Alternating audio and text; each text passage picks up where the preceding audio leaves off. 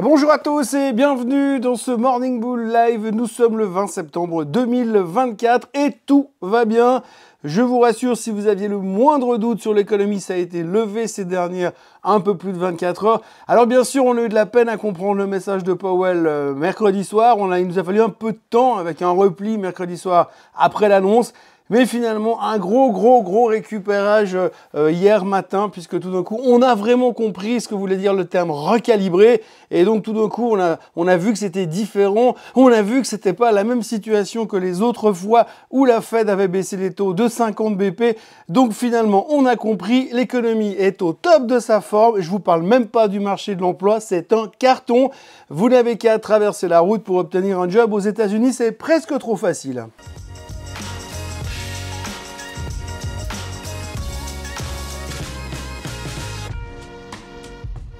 Donc oui, il nous a fallu un petit peu de temps pour analyser les déclarations de Monsieur Powell, de bien comprendre ce qu'il voulait dire, parce que comme on nous répète un peu partout que finalement cette fois c'est différent, puisque je vous le disais hier, chaque fois qu'on a baissé les taux de 50 BP au début d'un cycle de baisse des taux, ça a fini par une récession, mais on nous a vendu ces 24 dernières heures que c'était pas du tout pareil. Non, c'est pas pareil parce qu'avant ils avaient baissé les taux de 50 BP, alors que cette fois ils ont recalibré les taux de 50 BP. C'est pas pareil, c'est complètement différent. Et c'est pour ça que cette fois, nous n'irons pas en récession. Bon, aussi parce que l'économie va super bien et que finalement, l'emploi n'est plus un problème, ou pratiquement plus un problème, parce que là, c'est maîtrisé. Puis avec un recalibrage de 50 BP, l'économie va repartir à 200 à l'heure et il n'y aura plus de soucis. Enfin, c'est un peu comme ça que les marchés ont interprété la chose hier, puisque vous l'avez vu, nouveau record sur le Dow Jones, nouveau record sur le S&P 500, le Nasdaq a cassé sa tendance baissière, le SOX a cassé sa tendance baissière. Pour l'instant, on a envie de se dire que demande le peuple. Il suffit plus qu'on termine la semaine comme ça en montée, et puis alors après c'est réglé. Le pire qui pourrait nous arriver, c'est un reversal intraday, puis qu'on finisse dans le rouge, qui est pas complètement à exclure aujourd'hui, parce qu'on a quand même l'échéance des 3 sorcières, 5000 milliards de volume qui doit arriver à échéance aujourd'hui.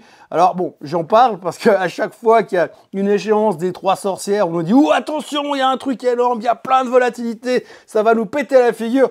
Bon, il se passe rien, mais au moins cette fois, je vous l'aurais dit, aujourd'hui, échéance des 3 sorcières, 5000 milliards qui arrivent à échéance, donc ça pourrait secouer. Mais revenons à notre recalibrage, puisque c'est quand même le truc le plus important. Si on a eu quelques doutes sur les déclarations de Powell par rapport à l'impact et à la raison de cette baisse des taux, on va pas revenir sur la polémique qui dit que oui, mais s'il baisse, c'est qu'il est en train de s'inquiéter. Ça, on l'a mis de côté, ça n'arrivera pas. D'ailleurs, ça a été en plus corroboré par Madame Yellen qui a déclaré hier: la baisse des taux de la Fed est une déclaration de progrès pour Joe Biden et j'y vois un signal très positif quant à la santé de l'économie américaine.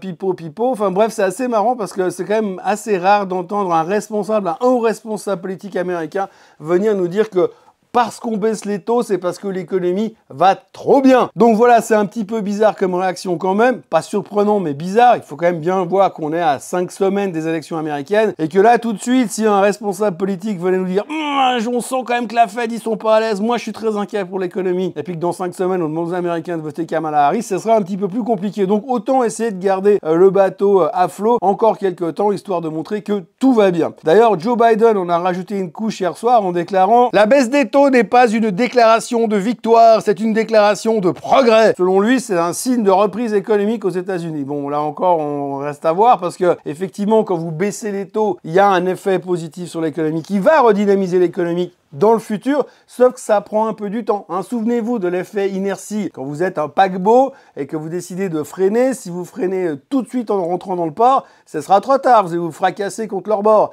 Alors que si vous anticipez, ça prendra un peu plus de temps. L'inertie des taux, c'est pareil. Vous baissez les taux maintenant, c'est pas que la semaine prochaine, les taux d'intérêt sur les cartes de crédit vont baisser à 3% et puis que les gens vont pouvoir remettre une couche et dépenser comme des malades de nouveau. Ça prendra un peu de temps, il y a de l'inertie. Mais enfin bon, les responsables et hauts responsables de l'OMS, de la Maison-Blanche, nous ont rassurés, ça se passe plutôt bien et on est plutôt rassurés sur l'avenir. Donc voilà, les marchés, ils ont entendu le message.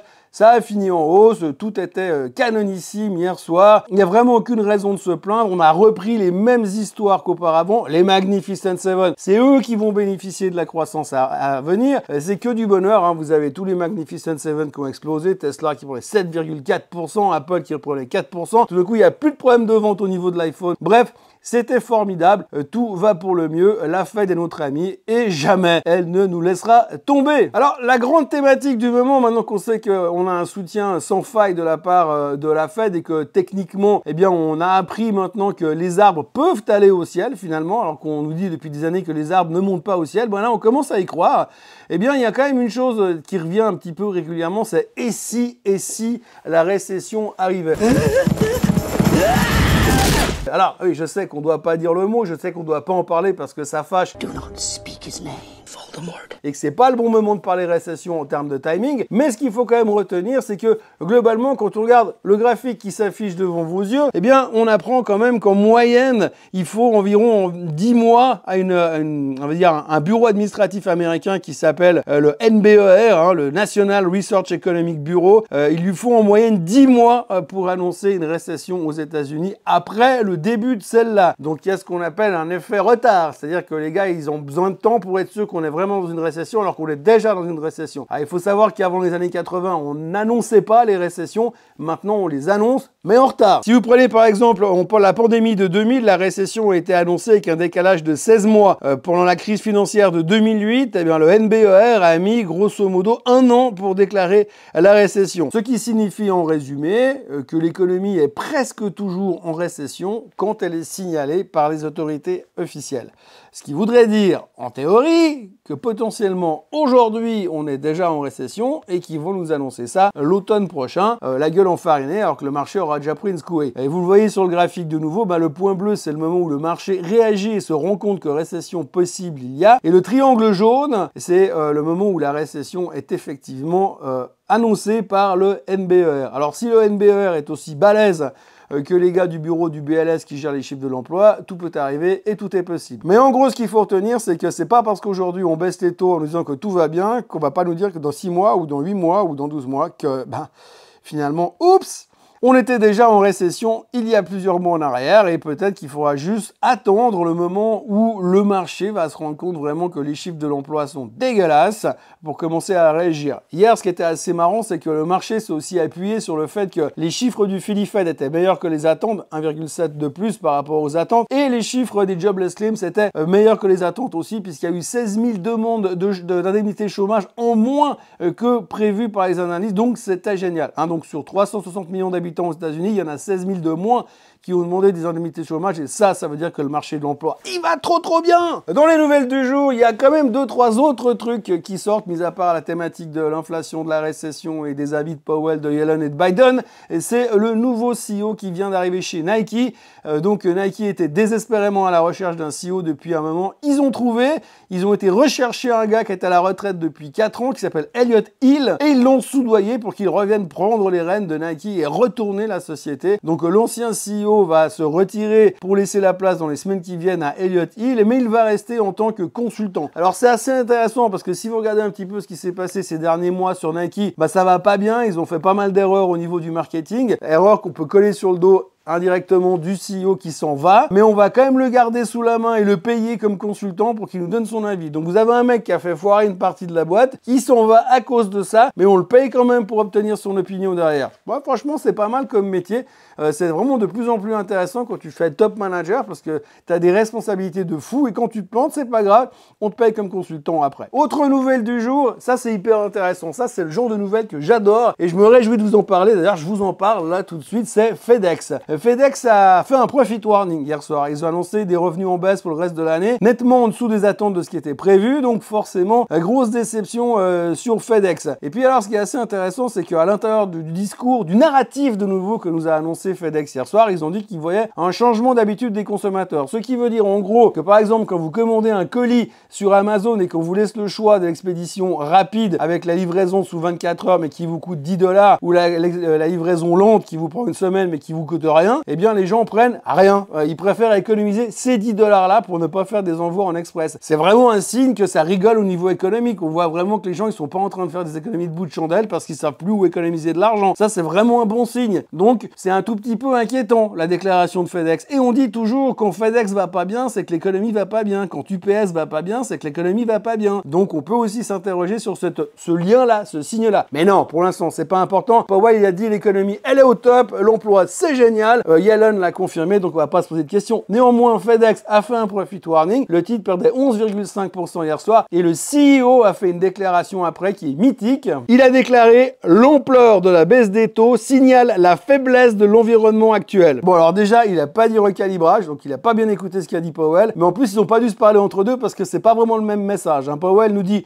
je baisse. Mais c'est pas une baisse, c'est un recalibrage parce que juste je veux montrer que tout va bien. Et l'autre il nous dit non mais l'économie va pas bien du tout. Moi je le vois dans la boîte à la maison, ça marche pas bien. Les gens ils consomment moins, ils ont changé leurs habitudes de consommation. C'est pas deux messages qui sont complètement alignés les uns avec les autres. Donc il y a quand même 2-3 choses qui doutent un peu. 11,5% de baisse sur FedEx hier soir. Je sais que ça va pas changer l'environnement global, mais c'est des signes comme quoi il y a aussi des choses qui vont moins bien et que tout n'est pas aussi rose qu'on veut bien nous le peindre en ce moment. Autrement encore quelques petites choses. La BOJ a décidé cette nuit de dire bon on va rien faire du tout. Donc ça fait 1 mois et demi qu'ils nous chauffent en disant on va monter les taux, et puis aujourd'hui finalement ils font rien. Donc on reste au même niveau. Conférence de presse aura lieu dans quelques minutes, donc j'ai pas encore tous les détails, mais en gros pas de mouvement sur les taux au Japon. Le Nikkei prenait 2% encore une fois. Donc le Nikkei, entre la baisse des taux américaines et la non baisse des taux au Japon, c'est une très belle fin de semaine pour l'indice japonais. Et puis la Banque d'Angleterre s'est réunie hier aussi pour dire nous on fait rien non plus. Donc voilà, il y a les Américains qui baissent massivement, mais les autres ne font rien en attendant. Ce qu'il faut retenir de tout ça, c'est que les banques centrales vont être extrêmement attentives à tous les chiffres économiques qui vont sortir, et je dis bien tous les chiffres économiques pourraient avoir une justification sur les prochaines décisions des banques centrales, que ce soit en Europe ou aux États-Unis. Donc on va être très très attentif encore aux chiffres économiques, comme si on ne l'était pas suffisamment ces derniers temps. Je me réjouis déjà début d'octobre pour les chiffres de l'emploi, pour voir ce qu'ils vont nous sortir. Ça risque d'être assez sympa, à moins qu'ils les aient interprétés à leur sauce pour que ça fasse